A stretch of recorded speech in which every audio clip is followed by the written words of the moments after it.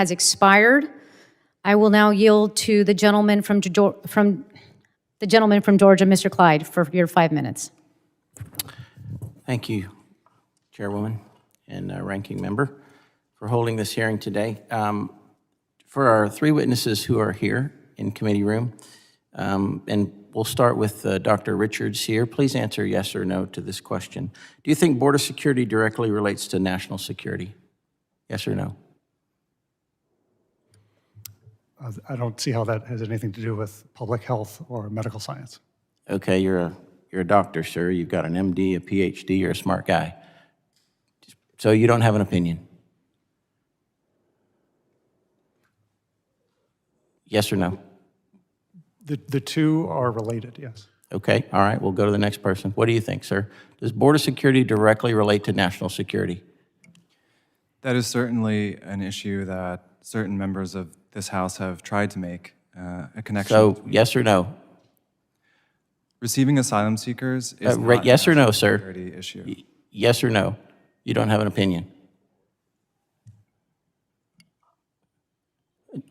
You, sir? It can, but it depends on the context.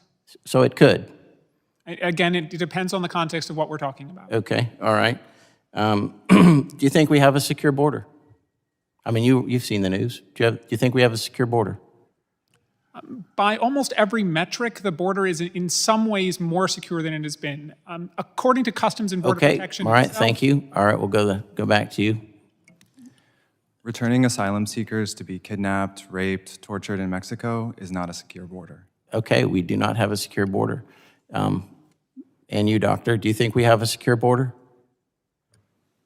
From the perspective of human rights law, the treaties that the U.S. has ratified and the 1980 Just yes or no is fine, sir. Then the answer is no. It is not secure. We do not have a secure rights border. Are being violated. Thank you. You know, we have a rule of law, and this country is literally the most prosperous and the most free in the world because we have a rule of law, because we believe that everyone should follow the law, and we have immigration law. Sheriff, what do you think? Do you think border security directly relates to national security? Absolutely, 100% correct on that. And if I could add, member, the fact that we have lost law enforcement on the southern border as a result of an unsecure border, both on the health side of it and the public safety because of the violent acts. My office right now is investigating several acts here the last few weeks, last month, where an agent they tried to cut his throat, had another one, they tried to kill the agent. So yes, the secure border is national security and community public safety. Thank you, Sheriff. Just to follow up, as of right now, how much of your manpower goes into filling the gaps for the federal government as it relates to the flow of illegal immigration and smuggling? And if Title 42 goes away, how do you think that will change for you, for your agency? Currently, we're spending $17,000 a week out of a rural county sheriff's office to address border security. We've had over 1,000 calls in the last 8 to 9 months, just border-related crimes, just to my office. We run details every day just to assist Border Patrol that are stretched very thin right now. This, like I said, this is the worst I've ever seen when it comes to lack of management on our southern border. So you're spending almost $1 million or right around $1 million a year because the federal government is not doing its job when it comes to illegal immigration and smuggling. If Title 42 goes away, how much do you think that's going to change? It's going to compound that to levels I've never seen in my 4 decades almost.